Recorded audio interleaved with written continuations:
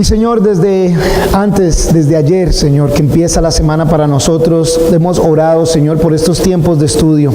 Esta mañana también, antes del servicio, Dios, pero nunca es suficiente oración, mi Señor, pues es un encuentro con el Dios del universo, es escuchar de ti, el Creador del universo y de la tierra, es hablar contigo, Papito Dios.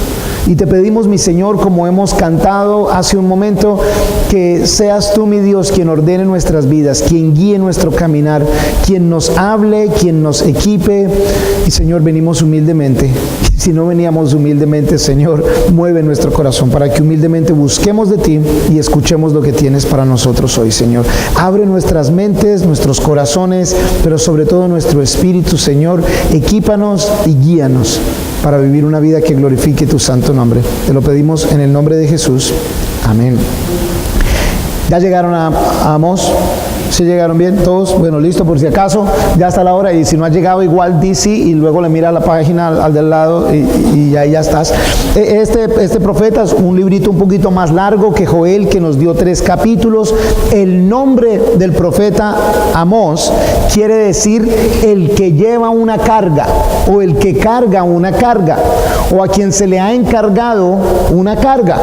Yo sé que suena un poquitico redundante, pero es interesante porque precisamente ese es como el título de hoy, el que lleva una carga, porque este hombre ha sido encargado de llevar una carga de lo que viene acerca de pecado a las naciones alrededor de Israel, a Israel, el reino del norte, pero también a Israel, Judá, el reino del sur.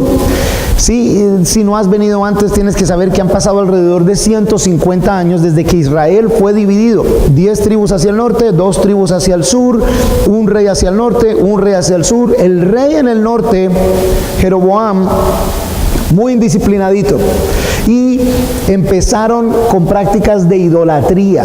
Pusieron unos becerros de oro en Betel, en Gilgal y en otra ciudad llamada Dan, y allí empezaron un sistema de alabanza con unos sacerdotes que ellos mismos se organizaron y haciendo como ellos querían.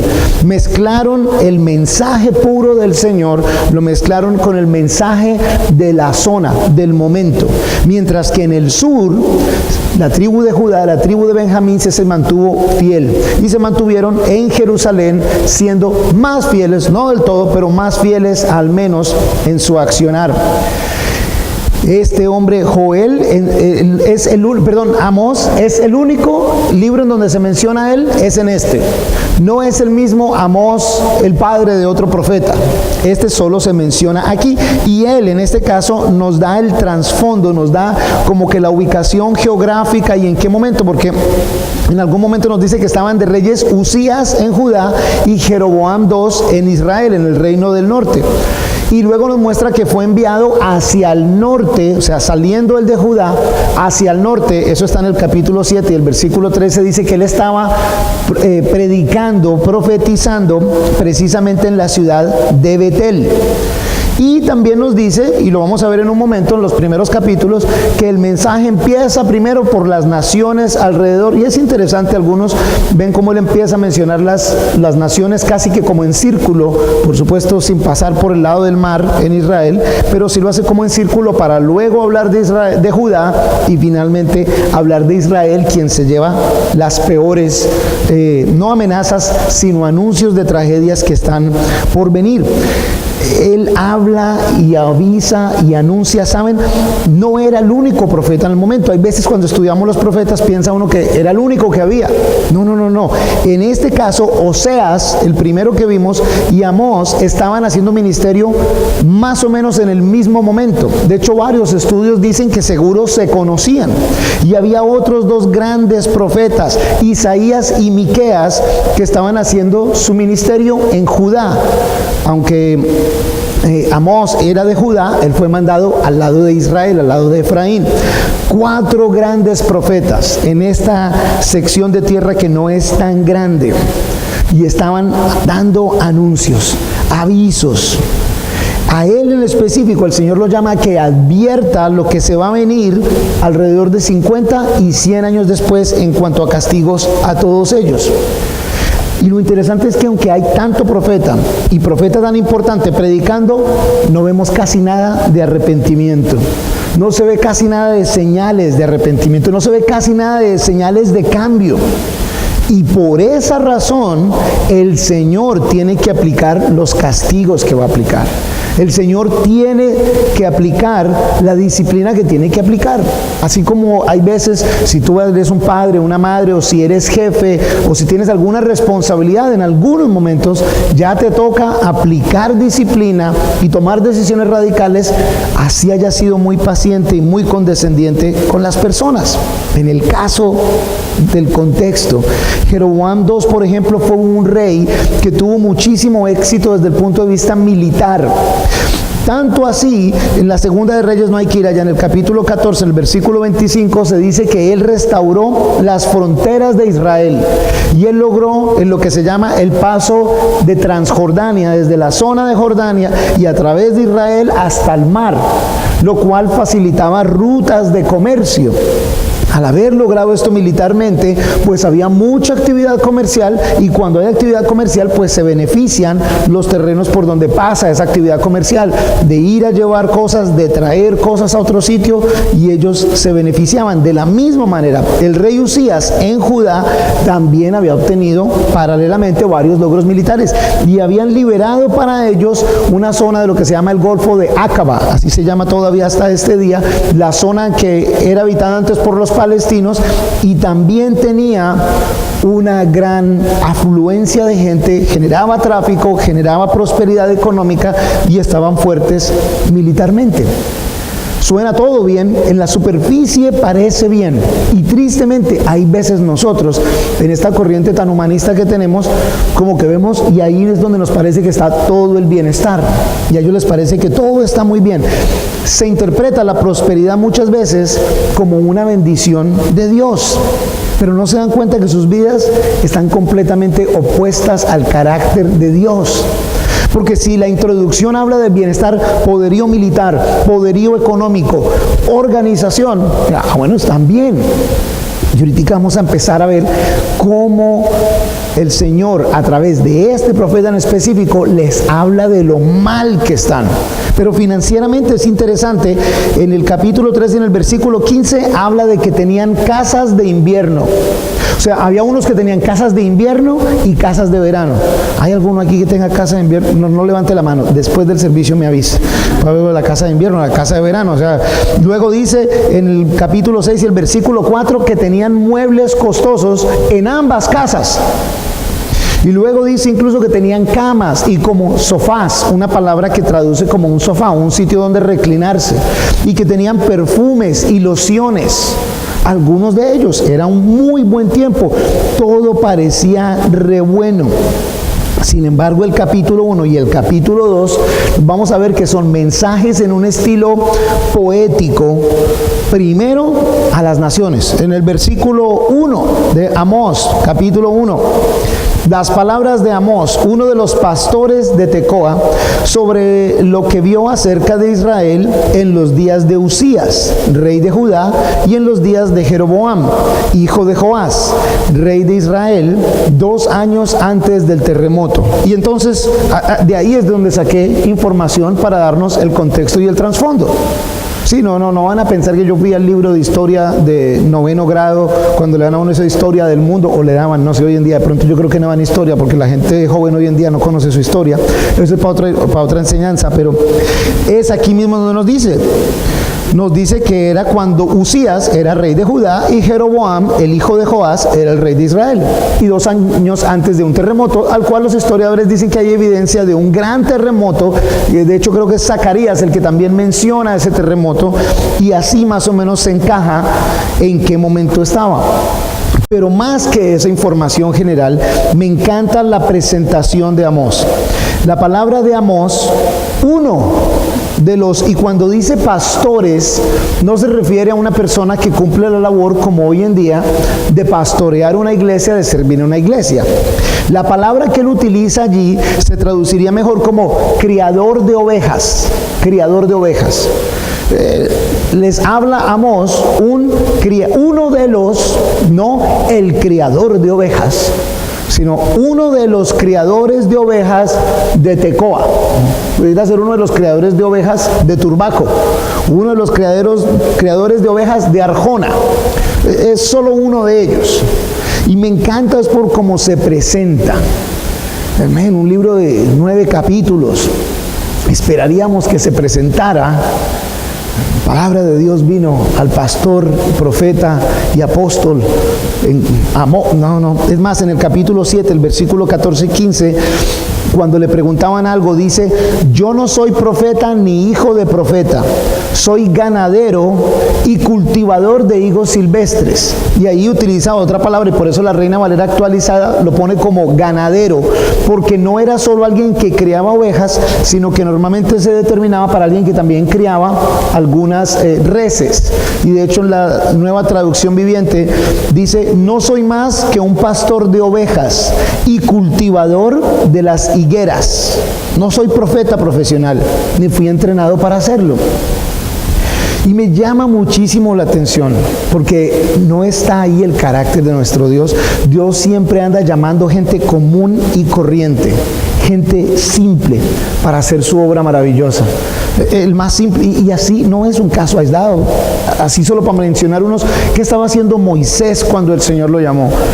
Antes Moisés pensó que servía para algo, porque tenía posición, tenía influencia, tenía capacidad, estaba preparado, tenía fuerza, tenía energía, y trató de hacer algo por su pueblo y falló. Pero cuando es 40 años más viejo, Moisés tenía ya 80 años, entonces el Señor lo llama cuando estaba haciendo, ¿qué hacía Moisés? Cuidar ovejas, por allá en un peladero, en un monte. El Señor lo llama: ven para acá, que vamos a liberar a Israel. En ese momento. Y David, el gran rey David, ¿a qué se dedicaba el gran rey David cuando es llamado y es ungido como rey? A cuidar ovejas también, a entrenar con su cauchera y a estar pasando las noches durmiendo entre las ovejas. Gedeón, que es una de las historias que más me gusta a mí, estaba escondido por allá en un lagar, pisando y mirando a ver cómo sacaba fruto de agricultura para comer, cuando el Señor lo llama. Gran hombre de valor. El hombre era escondido del susto. Y si pasamos un poquitico más cercano a los apóstoles o discípulos, pescadores en su mayoría, hombres simples, es a quienes el Señor llama, ¿saben? Pero es interesante ver que todos estaban ocupados, todos tenían muchas responsabilidades, todos tenían agendas que cumplir, responsabilidades que cumplir, sitios a donde ir, gente que los estaba esperando, pero Dios los llamó para una obra. Y me pongo a pensar, porque yo incluido, y me imagino que algunos de ustedes, o tal vez todos ustedes, a veces uno siente que como que el Señor me está llamando a algo, pero estoy ocupado, estoy trabajando, hay que pagar la luz, hay que pagar el agua, hay que pagar el teléfono, hay que hacer mercado, pero el Señor me está llamando a algo. Sí, pero quiero que veamos que el Señor no ha llamado, que yo me acuerde, de pronto me puedo estar equivocando, pero no me acuerdo de que haya llamado a ningún desocupado que no tenía absolutamente nada que hacer y tenía toda la plata en el banco ni nada de eso, sino que los llamaba cuando estaban ocupados. El hombre criaba ovejas, criaba ganado y también sacaba, ¿qué fue lo que dijo? Higos. Cultivaba higos también, mejor dicho, como y en el tiempo libre, quién sabe qué más hacía, pero o sea que tenía como 3 trabajos. Y el Señor lo llama, y no solo el Señor lo llama para que vaya a otro sitio. Y Amós va. Y él es en una visión, porque dice sobre lo que vio acerca de Israel. O sea que el Señor le da lo que quiere que él profetice a través de visión, porque dice que vio sobre lo que iba a hablar. Increíble cómo mantiene la humildad este hombre. Y pienso que es importante para nosotros, porque la humildad es necesaria para cumplir el llamado de Dios. Es siempre necesario para poderle dar la gloria a Dios. La humildad es necesaria para poderse identificar con Dios. Cuando nosotros somos orgullosos, ¿cómo nos podemos identificar con Dios? ¿Orgulloso de qué? ¿Orgulloso de qué? Si completamente dependo de Dios. Y me pareció importante animarnos a que tomáramos nota en que si no hay humildad en el ministerio no es de Dios. Debe haber humildad porque es lo que vemos en los servidores del Señor. Y debe haber humildad entonces en nosotros, por supuesto. Todo el tiempo. Pero siempre, si quieres asegurarte si un ministerio es del Señor, anda chequeando por humildad. Anda chequeando porque sea el Señor quien se lleve la gloria. Anda chequeando porque no haya mucho bombo y platillo, excepto el bombo y platillo que sea dedicado al Señor. La humildad es importante, pero ojo, y debiéramos todos estar preparados al llamado del Señor. Porque en el Antiguo Testamento lo vemos así como de vez en cuando se llamaba uno, se llamaba al otro, pero en el Nuevo Testamento vimos algo distinto. El Señor traía discípulos y eran discípulos que hacían discípulos. Vayan ustedes mismos, cuéntenle a otros, cuéntenle al uno, cuéntenle al otro. Igual con gente común y corriente, igual con gente ocupada. Pero ¿saben qué? También en el Nuevo Testamento había aquellos que estaban muy ocupados. Señor, ¿qué quieres que haga? Y me voy contigo. Bueno, ve y vende todo lo que tienes y vamos. Uy, no, entonces no. Y tú sígueme, tal. No, pero voy a ir a enterrar a mi viejo y... No. También había gente ocupada que se perdía la bendición. Entonces nos quiero animar. ¿Estás listo para el llamado de Dios? ¿Estás listo para el llamado de Dios? Y el llamado de Dios lo vemos facilísimo en la palabra. Desde la gran comisión que es para absolutamente todos nosotros. Desde el momento en que el Señor nos dice que ¿cuál es el mandamiento más grande? Y Él dice, amar a Dios sobre todas las cosas. Y el segundo es tan importante como el primero, amarás a tu prójimo. Y también les digo de una vez, amen a sus enemigos. En otras palabras, nos ha dado el Señor, y hemos estado estudiando escatología los fines de semana, la cura para la enfermedad más grave de la humanidad la tenemos nosotros y el Señor nos llama, vayan y repartan esa cura. Debemos estar listos para ese llamado. Por favor, no piense que porque estás ocupado, ocupada, entonces, no, Señor, no. Yo estoy ocupado, ahorita no puedo. No pienses que no tienes con qué. No pienses. Moisés fue el único que le quiso, no, y también Gedeón. No, pero es que a mí, ¿qué es lo que tienes en las manos? No, una vara, tírala pues, ya, listo, ahí sale una culebra, dale, coge esa vara que con esa vara voy a hacer todo lo que tengo que hacer. Pero es que, bueno, dale, ve con tu hermano entonces, que tu hermano habla también. O sea, ponme problema que yo soy Dios, igual te voy a utilizar. Vamos. Tenemos que aprender a estar listos para el llamado del Señor para cumplir su propósito en las vidas de nosotros y en las vidas de otros. ¿Te das cuenta que el propósito para Amós no era para él, sino era para mucha gente y para nosotros también? ¿Ustedes se imaginan si estos grandes héroes, también tontos en la Biblia, hubieran dicho que no, porque estaban ocupados, porque no clasificaban, porque no calificaban? ¿Se imaginan si Pablo hubiera dicho, no, hombre, yo soy un asesino, yo soy un mal hombre, yo no puedo? Si Pedro hubiera dicho, no, Señor, yo no voy a poder apacentar tus ovejas, no voy a poder cuidar tus ovejas. Y entonces, ¿cómo nos hubiera llegado el mensaje a nosotros? Somos beneficiarios de la obediencia de otros. ¿Estás listo para el llamado que Dios tiene para él? Ahora, si eres tú el beneficiario de escuchar advertencias, yo no sé ustedes cómo son, pero si alguna vez les ha pasado a ustedes o han tenido un amigo en donde esté uno en el apartamento, en la casa, en un restaurante y empieza a sonar la alarma de un carro y empieza a sonar, y uno se mira con el otro y algunas veces arranca a correr porque esa es la alarma del carro, o arranca el amigo de uno, esa es la alarma de mi carro.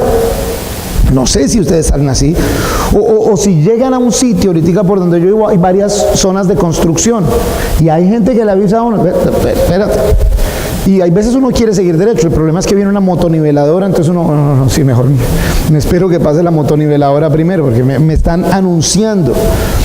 Y hay otros tipos de anuncios. Cuando tú sales en la mañana y vas saliendo y ves nublado y luego empiezan los truenos y empiezas a ver goticas de agua en el piso, tú eres de los que, no importa, yo voy a seguir y tal, o tú eres de los que dicen, como que vaya, mejor me devuelvo, voy a coger una sombrillita, de pronto me cambio, voy preparado, o aún más allá. Tú eres de esos que cuando llegas al doctor, el doctor dice, colesterol está por las nubes, el peso está tal, el azúcar tal otro, te sugiero que bajes tal cosa, que cambies tal otra, porque las señales que hay, como le dijeron a un muchacho joven que conozco, si tú quieres llegar a los 40, tienes que empezar a hacer estas cosas, y no llegas ni a los 40, porque estaba demasiado descuidado en actividad, en cosas. Y le dije, ¿qué vas a hacer? Me dijo, no, pues yo quiero llegar a los 40, entonces no, ya empiezo, que el agua, que a caminar, que el ejercicio, que le bajo el azúcar, que le bajo el... ¿Cómo respondes tú? Es lo que estoy preguntándome yo cuando hay alarmas.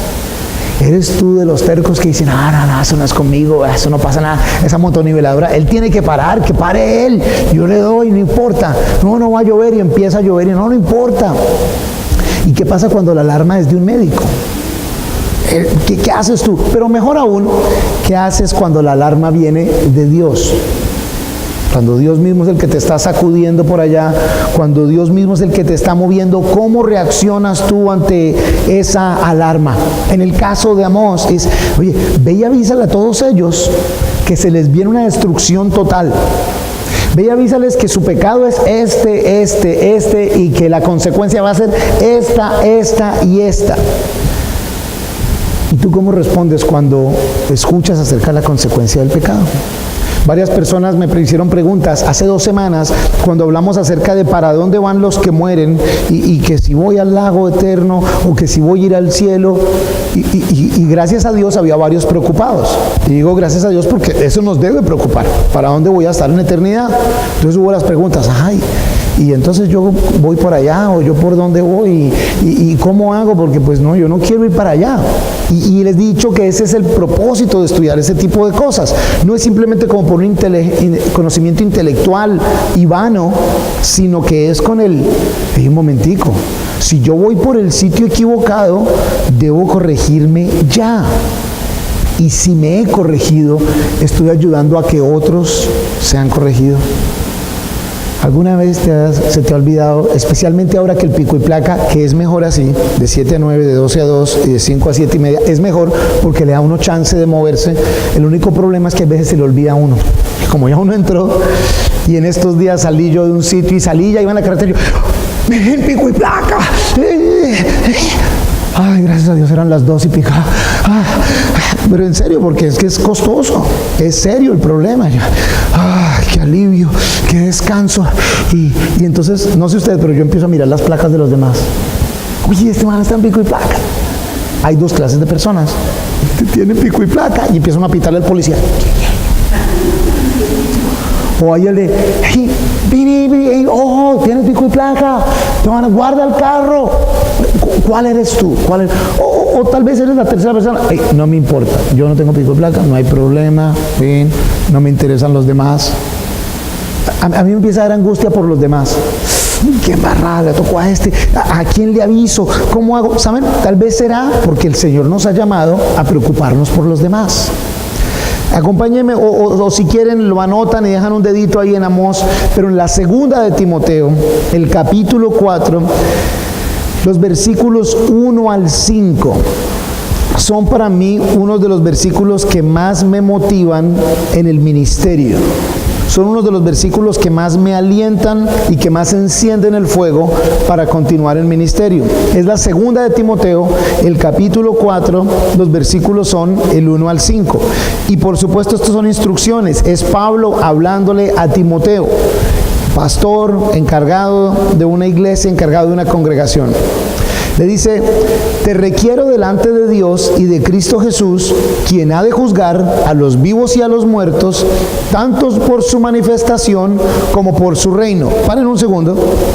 Mira, Timoteo, lo que te quiero encomendar es delante de Dios y de Cristo Jesús. Y Él es quien va a juzgar a vivos y muertos. Y esa introducción tiene que ver con, mira Timoteo, la responsabilidad que te voy a dar no es a ver si la gente compra o no compra, no es a ver si la gente vive de una manera más bonita, de otra manera, a ver si la gente escoge qué estudiar o qué no estudiar. No. Esto que te estoy encargando afecta la destinación eterna de vivos y muertos. Es un tema demasiado serio. Y en el versículo 2 le dice que es lo que le encomienda. Predica la palabra. Predica la palabra. Mantente dispuesto a tiempo y fuera de tiempo. Luego dice, convence, reprende y exhorta con toda paciencia y enseñanza. Entonces nuevamente, dispuesto a tiempo y fuera de tiempo. No, cuando tenga tiempo lo hago. No, cuando tenga tiempo lo haces y cuando no tengas tiempo también lo haces. De pronto lo haces con tu vida. De pronto lo haces como hablas, como actúas. Convence, reprende, exhorta con paciencia y enseñanza, o sea, con el deseo de edificar, no de criticar ni de juzgar, sino de edificar. Esa es la palabra para enseñanza. Y el versículo 3 le dice, ¿por qué? Porque vendrá el tiempo cuando no soportarán la sana doctrina. Más bien, teniendo comezón de oír, amontonarán para sí maestros conforme a sus propias pasiones. Y a la vez que apartarán sus oídos de la verdad, se volverán a las fábulas. Pero tú, sé sobrio en todo, soporta las aflicciones, haz obra de evangelista, cumple tu ministerio. Hey, Timoteo, y cada uno de nosotros, ahí pudieras poner tu nombre en el de Timoteo también, porque como les digo, estamos hablando ya en el Nuevo Testamento, la gran comisión es para todos nosotros, estamos identificados con la obra de Cristo, el amor de Dios por su creación, por nosotros, pues cómo no compartir ese amor con otros.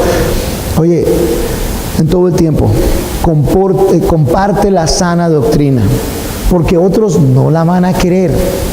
No la van a querer, la van a rechazar, van a querer oír lo que ellos quieren oír. Se van a apartar de la verdad.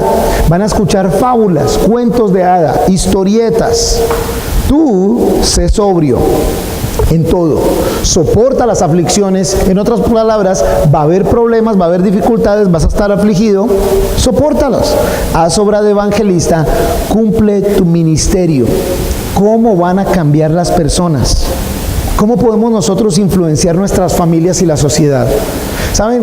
Y lo he dicho antes, a mí me parece que como ciudadanos, somos cristianos, pero también somos ciudadanos, debemos participar de los procesos electorales, debemos participar de los procesos de lo que está pasando en mi comunidad, de acuerdo a la creencia, a lo que cada uno se identifique de acuerdo a sus principios.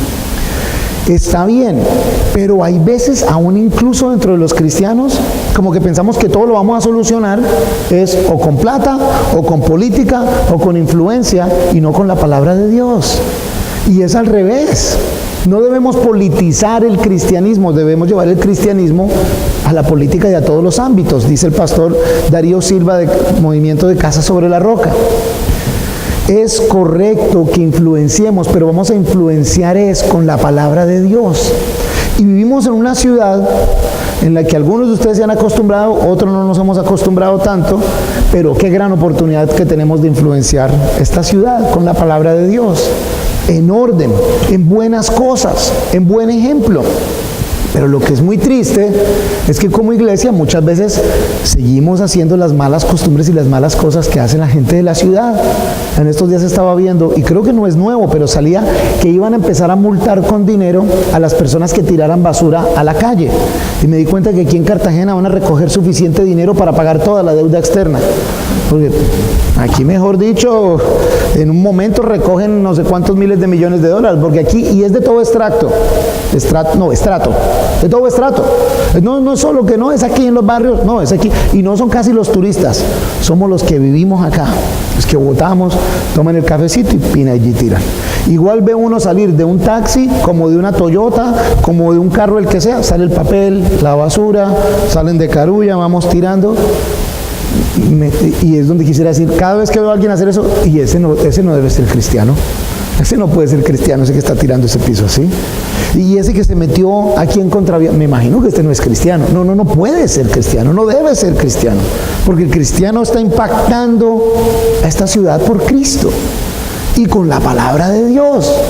¿Cómo van a esas personas a cambiar si nosotros no les decimos? Si nosotros no compartimos con ellos. Si nosotros no, con nuestro ejemplo de vida, no que llevemos una vida perfecta, pero buscamos honrar y servir al Señor, si no lo hacemos, ¿quién les va a decir? Yo estoy convencido de que muchos lo hacen porque nadie les ha dicho que está mal hecho. y simplemente nos ponemos apáticos ante la situación, pero debemos ser parte. El Señor nos está llamando a hacerlo. En el ejemplo de Amós, vuelvan allí a Amós nuevamente, pero ahora es el versículo 2. Dijo Amós: el Señor ruge desde Sión y da su voz desde Jerusalén.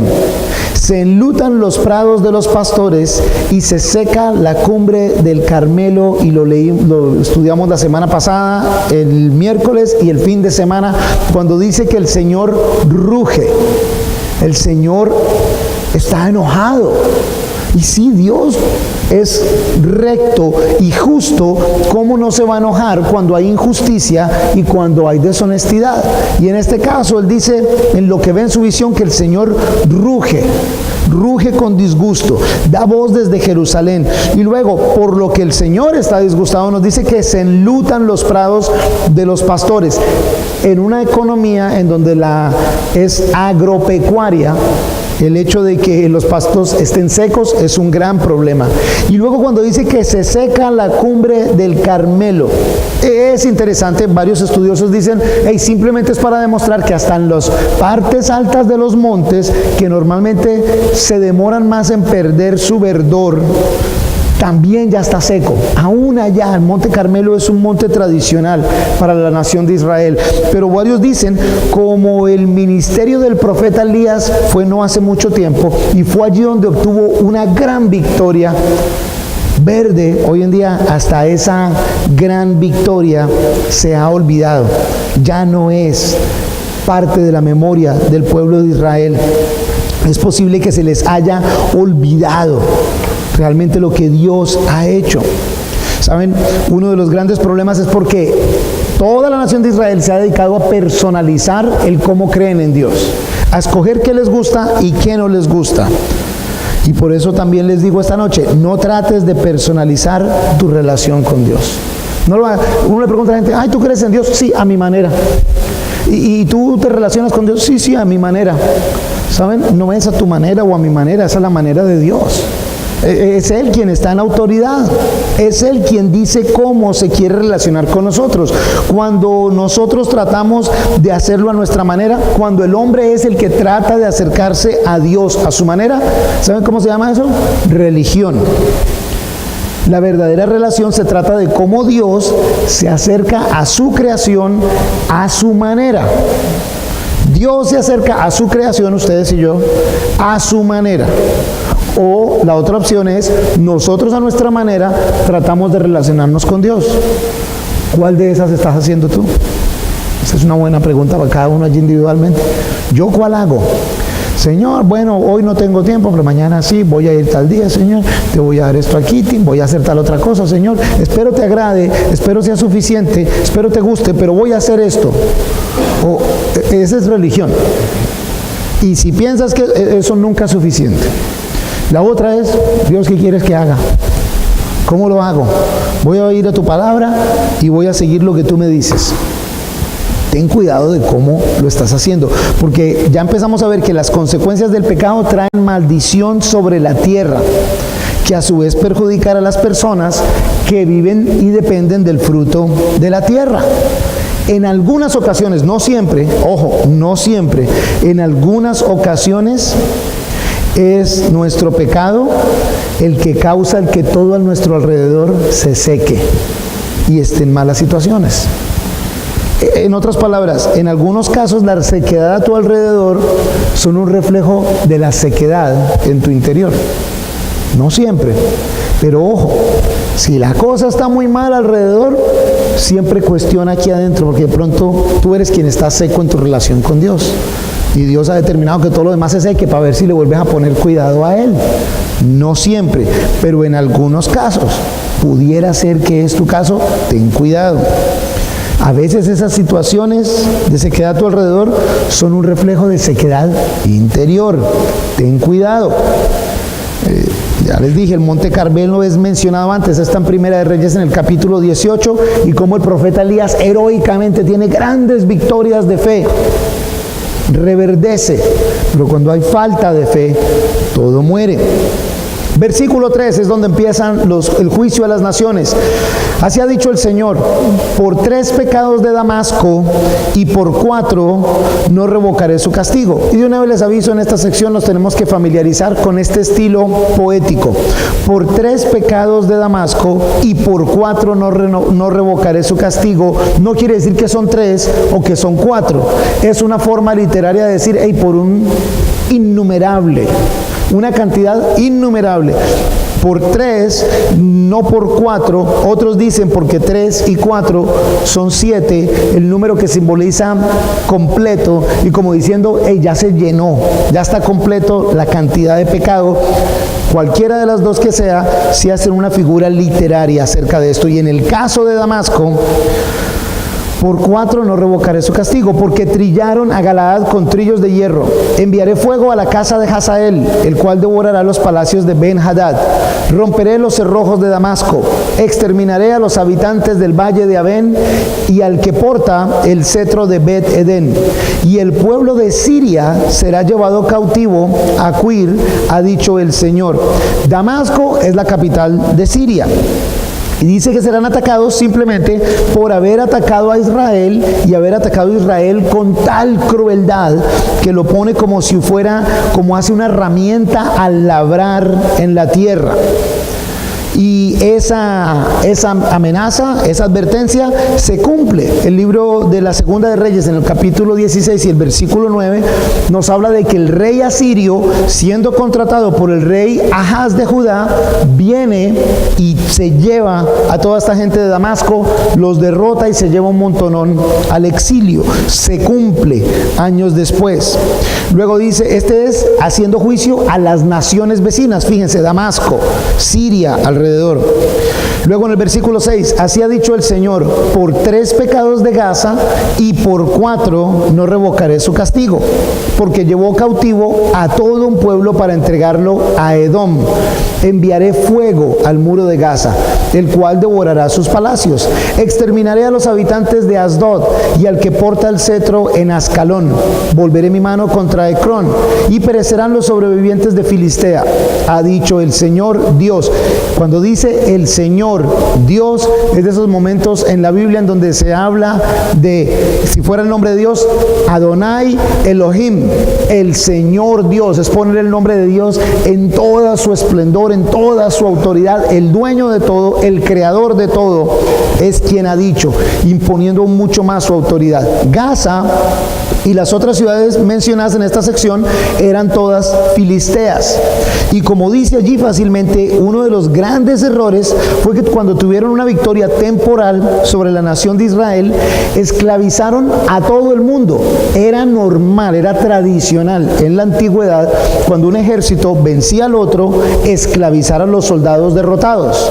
Pero en este caso, esclavizaron no solo a los soldados, hombres, mujeres y niños que no estaban participando del conflicto. No solo eso, los esclavizaron para venderlos a Edom para coger más dinero. Completa arrogancia, completa avaricia para tener mucho más dinero. Esclavizaron a todo el que pudieron, aumentando así su crueldad. Luego en el versículo 9, así ha dicho el Señor: por 3 pecados de Tiro y por 4 no revocaré su castigo, porque entregaron cautivo a todo un pueblo a Edom y no se acordaron del pacto de sus hermanos. Enviaré fuego al muro de Tiro, el cual devorará sus palacios. Si se dan cuenta que cada sección dice por esta razón, y también viene el por qué, el cómo van a ser castigados. Tiro era una ciudad del Líbano, al norte de Israel, todavía está allí el Líbano, y pecó contra Israel en la misma manera que Tiro. El símbolo para ellos es el símbolo de los muros, la protección de la ciudad. Al ser incendiados, al quedar destruidos, la ciudad queda completamente indefensa. Más adelante, versículo 11, así ha dicho el Señor: por 3 pecados de Edom y por 4 no revocaré su castigo, porque persiguió con espada a su hermano y suprimió su compasión, y porque en su furor siempre ha destrozado y ha guardado continuamente el rencor. Enviaré fuego a Temán, el cual devorará los palacios de Bosra. Fíjense que aquí hay algo bien interesante. Edom, y habla de su hermano. El pueblo de Edom, o los edomitas, son descendientes de Esaú. ¿Se acuerdan de Esaú y Jacob, quien después cambia su nombre a Israel? Son hijos de Abraham. Entonces son de hecho sus hermanos, solo que el edomita se apartó de Dios. Y sin embargo aquí le dice que persiguió con espada a su hermano, a la nación de Israel. Pero aún más interesante todavía dice, porque en su furor siempre ha destrozado y ha guardado continuamente el rencor. ¿Sí vieron eso? Ha guardado continuamente el rencor. Hey, esto ya es de cientos de años y todavía, diríamos, están ardidos todavía. No han podido perdonar. La Nueva Versión Internacional dice en esa misma sección, porque dieron rienda suelta a su ira y no dejaron de alimentar su enojo. ¿Tú alguna vez has alimentado enojo o de pronto todavía estás alimentando enojo? Hay veces incluso contra ti mismo. Ojo, porque eso no te aferres a la rabia, ni a la amargura, ni al rencor, ni a la ira. ¿Saben por qué? Pues eso es pecado. Es pecado. Lo dice allí mismo. Se aferraron, le dieron rienda suelta a su ira, no dejaron de alimentar su enojo, en su furor. Guardaron continuamente el rencor. ¡Ey, no más de eso! Ojo, sobre todo contra ti mismo, porque muchas veces nosotros somos nuestro peor enemigo, con rabias y con rencores, y ahí se mantiene y se mantiene. Y a veces la gente dice, pero no sé por qué vivo tan bravo. ¿Y con quién tienes rabia? Contigo mismo. Bueno, pues deja de tener rabia. No puedo. ¿Cómo que no? Claro que sí puedes. Literalmente te puedo decir allí, basado en la palabra de Dios, no te aferres a eso, porque eso es pecado. Perdónate. Si Cristo te puede perdonar, ¿cómo no te vas a perdonar tú mismo? Perdónate, perdona a otros. Es necesario, aunque no te pidan disculpas, perdona de todas maneras. Perdona para alinearte con quien el Señor es, con su palabra, con su carácter. Es demasiado importante y me parece un detalle demasiado importante para ir muy rápido en esta sección de escritura. Esa es la ocasión de pecado para ellos, porque con esa rabia y ese odio lo único que han hecho es destruir. Entonces por eso serán castigados. Vamos a salir siendo castigados por no perdonarte a ti mismo y no perdonar a otros. Ojo, furor, rencor, ira, no te aguantes nada más de eso, suelta todo eso. Versículo 13. Así ha dicho el Señor, por 3 pecados de los hijos de Amón y por 4 no revocaré su castigo, porque para ensanchar su territorio reventaron a las mujeres de Galaad que estaban embarazadas. ¿Sí leyeron eso? ¡Wow! Es horrible. Prenderé fuego en el muro de Raba, el cual devorará sus palacios con clamor en el día de la batalla y con tormenta en el día de la tempestad. Su rey irá al cautiverio, él y todos sus principales, ha dicho el Señor. ¡Wow! Dios mío, el crimen de estos enemigos al oeste de Israel es uno, por supuesto, de los más horrendos. Asesinaron mujeres embarazadas para poder reducir la población de sus enemigos. Trataron de una vez de destruir los guerreros del futuro, dice, para ensanchar su territorio, para que llenemos más nosotros y los demás no crezcan después y nos quieran mover. Y hacer eso con madres embarazadas, Dios mío, ¿qué clase de mal es esto? Completamente, pero ahí les viene el castigo que se viene a ellos por hacer este tipo de cosas. Luego en el capítulo 2 veamos versículo 1. Así ha dicho el Señor, por 3 pecados de Moab y por 4 no revocaré su castigo, porque quemaron los huesos del rey de Edom hasta calcinarlos. Enviaré fuego a Moab, el cual devorará los palacios de Keriot. Moab morirá en medio de alboroto, con clamor y sonido de corneta. Yo quitaré al juez de en medio de ellos, y junto con él mataré a sus magistrados. Ha dicho el Señor. Nuevamente, suena como una penalidad fuerte, pero fíjense que habla No fue suficiente con derrotar al rey, no fue suficiente con asesinar al rey, sino que lo queman y buscan calcinar sus huesos.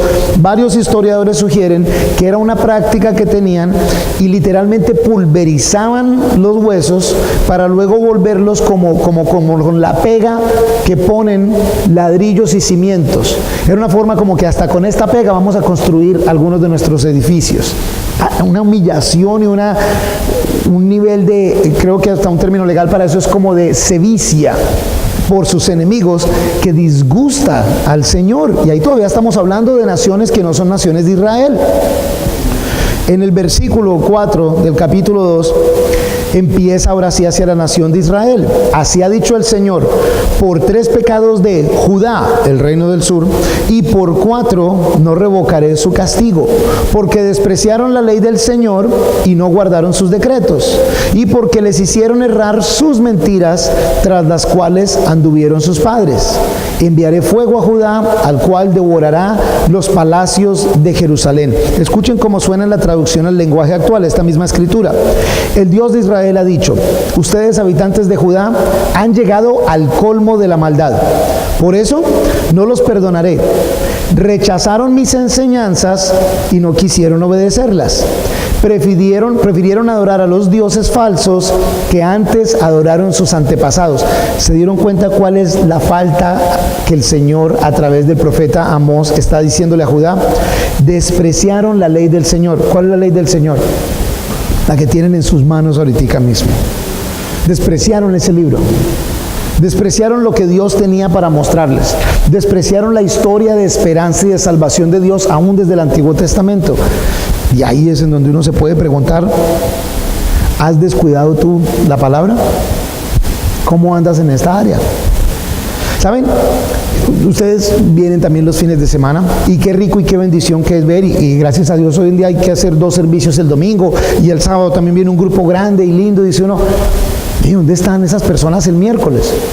Es posible, y no sé, pues de pronto muchos por niños pequeños, otras ocupaciones, en fin, pero normalmente para cualquier iglesia que sepa yo en Estados Unidos y en Colombia, el 30% de las personas que vienen un domingo vienen el miércoles, solo el 30%, el otro 70% no vienen.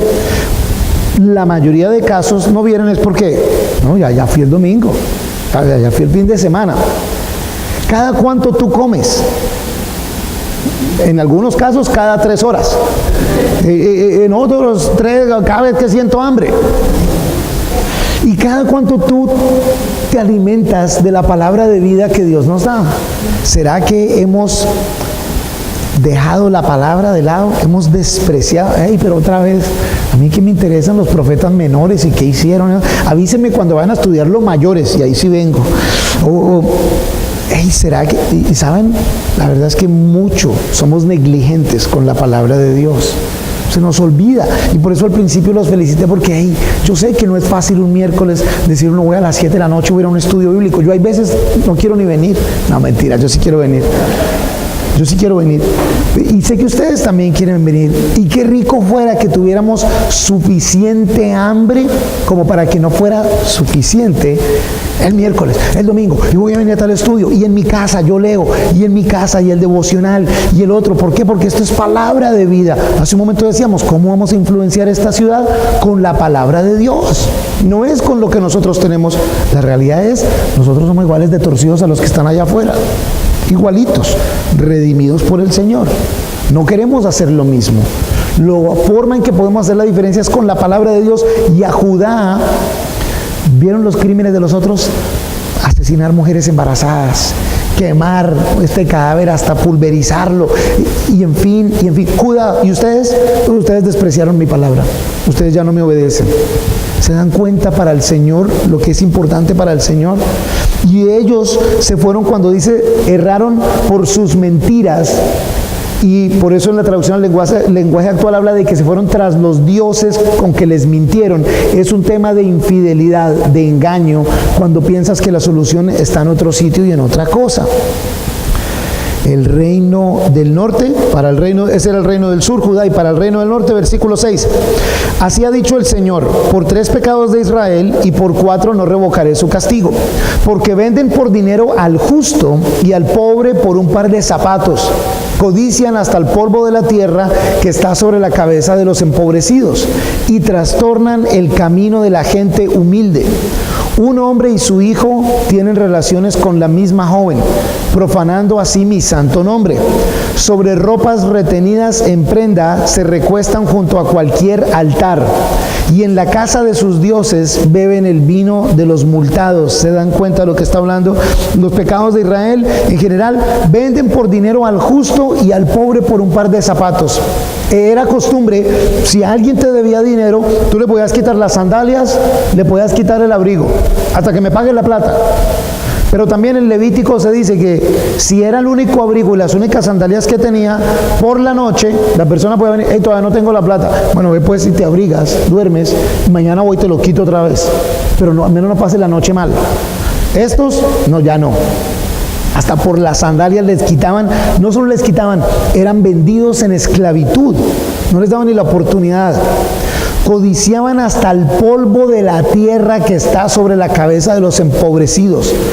Uy, ¿cómo? Que no me aguanto las ganas de esperar que este no me pueda pagar para poderlo vender en esclavitud. Era desear el mal de los demás. Trastornan el camino de la gente humilde. Y luego habla de moralidad sexual, habla de que el padre y el hijo tienen relaciones con la misma joven. Y era que se iban a los templos de Baal y tenían sexo con las prostitutas sagradas, y en algunos casos el papá llevaba al hijo. Ay, Dios mío, yo me acuerdo de las épocas en que uno estaba creciendo aquí y oía que los papás llevaban a sus hijos a donde las prostitutas a que aprendieran a ser hombres. Lo que dice la palabra ahí, ¡wow! Dios dice: ni si, ¿cómo se les ocurre hacer esto? Y el versículo 8: sobre ropas retenidas en prenda se recuestan junto a cualquier altar. Cualquier altar es un altar de un dios pagano. Y en la casa de sus dioses beben el vino de los multados, de a quienes han explotado. Hay un problema de rectitud, de corrupción, de amor por el dinero, de codicia grandísimo entre esta nación. Parecía desde la perspectiva humana que todo estaba recontra bien, pero se dan cuenta lo mal que esta zona geográfica del mundo está. Los desastres que se les van a venir les parecían imposibles a ellos. No puede ser que todo lo que nos está diciendo vaya a pasar. No se daban cuenta de la corrupción, de la inmoralidad sexual, del materialismo, al punto de esclavitud, de la falta de compasión por los demás. Miren, estas son las zonas de escritura donde la gente dice: ay no, pero por eso es que a mí no me gusta ese Dios, porque ese Dios está bravo, ruge, ese Dios castiga. Si no reaccionara ante tanta maldad, sería un Dios injusto, sería un Dios malo. Nuestro Dios es justo y bueno. Él se asegura de mostrarnos con su palabra, y si es necesario, con su juicio, que las consecuencias de nuestras acciones van a llevarnos a destrucción. O hay veces hasta la falta de acción nos van a llevar a la destrucción. Pero si le seguimos a Él, vamos a ser beneficiarios de su infinita gracia. La verdadera religión delante del Padre es esta. Ese es Santiago 1:27. De poder cuidar a los huérfanos y a las viudas en su tiempo de necesidad y mantenerse uno libre de mancha del mundo. Eso es todo, dice Santiago. Allí lo sugiere. Que tengas el corazón de Dios en tu vida y que busques ponerlo en práctica en donde sea que estés. Y mientras tanto, ¿cómo me mantengo libre de mancha? Pegado a los pies de Cristo, en donde su sangre poderosa me limpia. ¿Saben? No tenemos tiempo y vamos a terminar esta sección primero, versículo 9. Yo destruí delante de ellos al amorreo. Aquí el Señor, ya que les dijo lo que viene como consecuencias, y saben que es lo bacano, sí se puede decir bacano no es una mala palabra, lo bacano aquí, lo bonito, lo interesante, es que el Señor empieza a hablar de las naciones alrededor. Ustedes saben cómo es cuando uno empieza a hablar de las cosas malas de los demás. Ah, mira que es que el vecino tal, uy, sí, qué mal, mira tal, uy, sí, qué feo, sí, qué mal. Y luego empiezan a llegarle cerquita a uno y uno, uy, como que me voy antes de que me toque a mí. Primero viene toda miren todo lo malo que hay alrededor. Ahora el que está al lado tuyo, y es más, tú el Señor se enfoca más en su propio pueblo. Y todos ellos es re malo, pero como que lo que le duele más es lo que hace el pueblo mismo, especialmente cuando Dios ha hecho su parte. Versículo 9: yo destruí delante de ellos al amorreo, cuya estatura era como la altura de los cedros y que era fuerte como una encina. Destruí su fruto arriba y sus raíces abajo. Los hice subir de la tierra de Egipto y durante 40 años los hice caminar por el desierto, y caminé con ustedes por el desierto para que se poseyeran la tierra del amorreo. Levanté profetas de sus hijos y nazareos de sus jóvenes. ¿No es esto así, hijos de Israel?, dice el Señor. Pero ustedes dieron de beber vino a los nazareos, y a los profetas mandaron diciendo: no profeticen. El Señor envió gente a que les ayudara, y aún así no quieren la ayuda. Al nazireo, que no podía cortarse el pelo y no podía tomar alcohol, lo obligaban a tomar alcohol, y al que venía a profetizar le decían: váyanse. Jesús, cientos de años después, en Mateo 23:37 dice: Jerusalén, Jerusalén, que matas a los profetas y apedreas a los que te son enviados. ¿Cuántas veces quise juntar a tus hijos, así como la gallina junta sus pollitos debajo de sus alas, y no quisiste? Aún casi 2000 años después de esto, el pueblo de Israel se niega, en su mayoría, a aceptar a Jesús como el Mesías, aun cuando en Él se cumplen todas las profecías de antaño. Pero también la iglesia hoy en día rechaza el mensaje que confronta e invita al arrepentimiento, al cambio de estilo de vida, a rendirse a Cristo. Nos gusta el mensaje que nos gusta, y se busca personalizar la relación con Dios. Se piensa en que puedo hacerme aceptable a Dios. Ninguno de nosotros se puede hacer aceptable a Dios. Eso era tan erróneo en la época de Amós, como en la época de Jesús, como en esta época de hoy en día. No nos podemos hacer aceptables a Dios, pero gloria a Dios que tenemos un buen pastor. El Salmo 23, si no han leído alguna vez, es el de: el Señor es mi pastor. Y luego vienen un poco de cosas lindas, ¿sí o no? Algunos de ustedes tienen ese salmo por ahí puesto en un espejo, en el carro, en la mesita, en algún lado. Es lindo. Se los dejo de tarea para que ahora lo lean. Dice: el Señor es mi pastor, y luego viene un poco de cosas hermosas. Pero yo te pido que cuando lo leas ahora más tarde, es de tarea de verdad, pero que me manden un mensaje cuando ya lo hayan leído. ¿Es el Señor tu pastor? Porque para que todo eso otro se dé, el Señor debe ser tu pastor. Y para que el Señor sea tu pastor, hay una cosa que tú debes ser. ¿Sabes qué cosa debes ser tú para que el Señor sea tu pastor? Oveja. Oveja. Debe ser oveja. ¿Cuántas veces ustedes han visto ovejas entrenadas en un circo? Ovejas que suben y bajan y saltan por el fuego, y ovejas que se paran en dos patas, y ovejas... ¿Han visto alguna oveja así bien entrenada? Las ovejas... Si una oveja se tira por un barranco, el resto de las ovejas se van por el barranco también. Las ovejas llegan a un agua contaminada y todas toman agua contaminada. Se mueren. El Señor dice: ustedes son mis ovejas. Y nosotros vamos a decir: el Señor es mi pastor. Entonces y todo lo demás viene ahí súper lindo. Pero asegúrate de que el Señor sí sea tu pastor. Si el Señor de la Biblia es tu pastor, pégate al Señor de la Biblia. Escucha lo que Él tiene para decir. Obedece lo que Él tiene para decir. Tengamos en cuenta las advertencias que nos da, pero sobre todo tengamos en cuenta su amor infinito para vivir de acuerdo a su voluntad. Amén. Vamos a orar mientras el equipo de alabanza viene y terminamos este tiempo. Señor Dios Todopoderoso, el Alfa y el Omega, el principio y el fin, a ti, mi Señor, nos rendimos hoy, Dios Todopoderoso, de todo corazón, mi Señor. Señor, te rogamos que guíes cada uno de nuestros pasos. Te rogamos que fortalezcas, Señor, nuestro caminar contigo, Dios Todopoderoso. Te rogamos, mi Señor, que nos des la sabiduría necesaria, nos des la fortaleza que necesitamos, Dios, para vivir para tu santa gloria, mi Señor. Te rogamos, Señor, que nos des hambre, sed de ti, Dios, sabiendo que en ti están todas las respuestas, en ti está toda la seguridad, mi Dios, y que tú eres fiel, Dios Todopoderoso. Desde el principio y hasta el fin, siempre has sido fiel, Señor, aun cuando nosotros somos infieles, aun cuando nosotros te fallamos, tú estás ahí para nosotros. Hoy te pedimos perdón, Señor, pero también te decimos de todo corazón, Señor, que queremos, Señor, que tú gobiernes nuestra vida, Señor, que tú nos acerques aún más a ti, Señor, que ante ti nos rendimos, Señor, y que a ti, que eres el único digno de gloria y de alabanza, Señor, dedicamos nuestras vidas, Dios, pidiéndote, mi Señor, que hagas con nuestras vidas como tú quieras. A ti que eres el único, el todopoderoso, desde el principio y desde el fin, Señor. Haz de nosotros como tú quieras, Dios. Enséñanos a vivir, Señor, para que podamos decir: el Señor es mi pastor, Él me guía, nada me faltará, pues en Él lo tengo todo, Dios. Confiados en ti, mi Señor, nos vamos esta noche, Dios, seguros en ti, rogándote y pidiéndote humildemente: guíanos, Señor, pues queremos servirte siempre. Todo esto, Señor, te lo pedimos en el nombre de Jesús. Amén. Vamos a ponernos de pie y terminemos precisamente cantando esta canción al Señor.